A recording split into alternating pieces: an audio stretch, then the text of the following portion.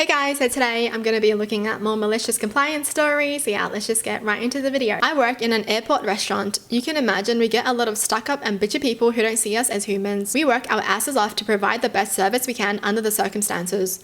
For context, our restaurant is split into two separate cafes. Mine is the one before TSA. The one relevant to the story happened past TSA, meaning this was a passenger that either went through TSA or came off a plane from the departure lounge. The kitchen staff hand prepares trays of vegetables with a portion of hummus.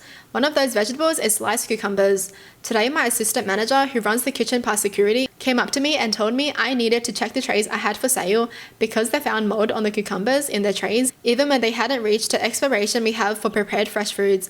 I subsequently pulled my trays because they did, in fact, have mold in them. Enter Act 2 of the story. He came to me about 30 minutes later to tell me this part. Back in post-security, past TSA, a lady had bought a vegetable tray. Being the good assistant manager he is, he went over to make sure that it was a fresh tray. She didn't let him even get more than one word out before telling him, "Go away, leave me alone." Now, he isn't a mean person at all. In fact, he makes the most conversation with all the customers, more than the rest of our staff, including me. He took one look at the tray she purchased. It was moldy. He made a couple more attempts to try to tell her that her food had mold on it so she could get a fresh one, to no avail.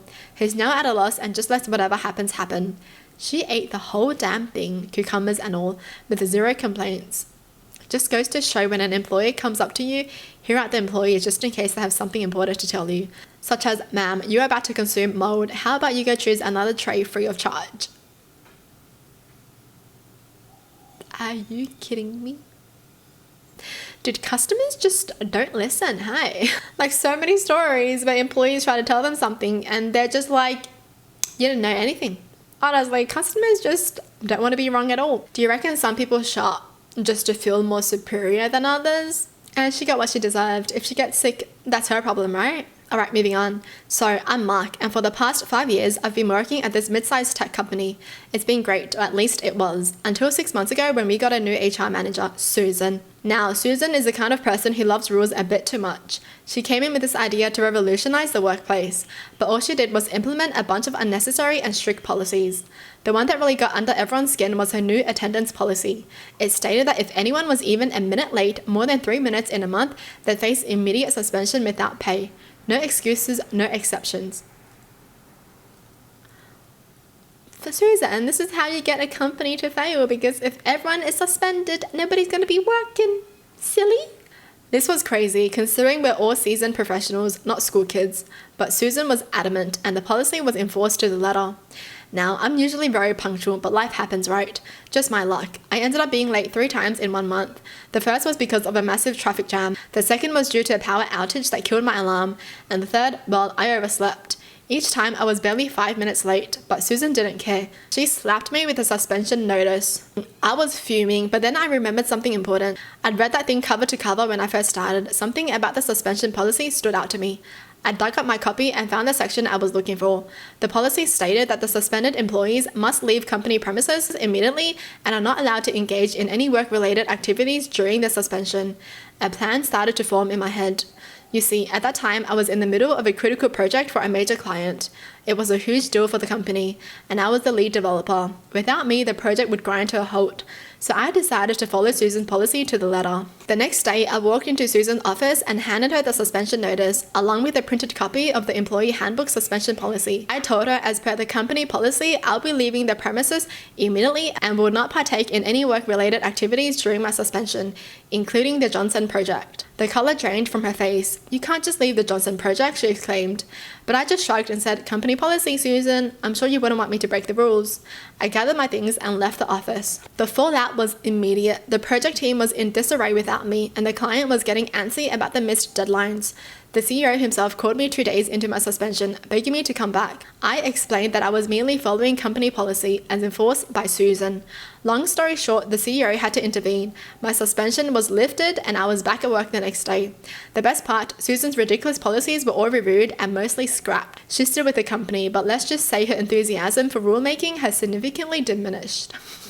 So there you have it, folks. Sometimes following the rules a little too closely can be the best form of rebellion. And always, always know your employee handbook. What was Susan thinking? You're suspended, but you still gotta do your work. But Does she not know what suspension means? You are suspended without pay, but you still gotta work. Alright, Susan. Alright, moving on. A few years ago, I worked at a janky 2-bit company. The boss had such a big head. I'm surprised he could get through doorways. He used to drink beer at his desk for lunch and would often arrive at work late. He was also an insufferable muscle bro and walked around as if carrying rolls of carpet under each arm. A few months into my time there, the company starts winning large orders, so he asks me to set up a small-scale production line to increase capacity and tells me the new hire will be situated there. I design it, set it up, test it, all works, and I'm feeling a sense of pride with what I've accomplished. It worked like a dream. I was confident it would work really well for the new hire. Because I'm an engineer by trade, everything was perfect and only I knew how to fix the broken shit. Nobody else asked how it worked before making some very detrimental decisions. A while later, there was an issue. He couldn't hire anyone willing to accept such a shitty wage and boring work. So the boss had a bright idea to demote me and make me governor of my creation. No way, not for 9k less. I immediately started job hunting and I told him if that's your final offer, regard tomorrow as my final day. He panics that he's committed the company to a 1 million order for shipping in 3 days' time. During his alcohol-fueled panic, he tells me to write up highly detailed technical manuals and processes for my replacement. The production line included some precise handwork. Piss off, I can't do that in 1 day. He also didn't specify what should contain, and considering I had no help from him with this project, just complaints. I thought, F it. So sure, he got his manuals. I created Word documents with convincing titles like Technical Manual, Product Version 2.0, and How to Do This Precise Task. Inside the documents were, for example, the surprised Pikachu face. And bubbles from Trailer Park Boys looking lost. Then below, just one line of text reading, "This manual contains all the information I could find or was given." I saved them to my laptop in an equally legitimate looking folder that afternoon. Early the next morning, I came to work to collect my belongings and do some handovers, and found the laptop had vanished. I said my goodbyes to my colleagues and looked over to see him looking incensed with the beer in one hand. He was so angry he didn't look up from his desk. A friend told me later that the company missed the production deadline despite him working 12-hour days to try to catch up. Apparently the client was extremely effed off. Don't screw over good people. Yeah, that's for sure. If you have someone so important doing a project for you, and then you don't give them what they deserve, obviously they're gonna leave. Like, if your company is doing well because of them, and you decide to F with them, that's your fault. No way he tries to lower this guy's pay because he doesn't want to pay his new employee a good pay. Seriously?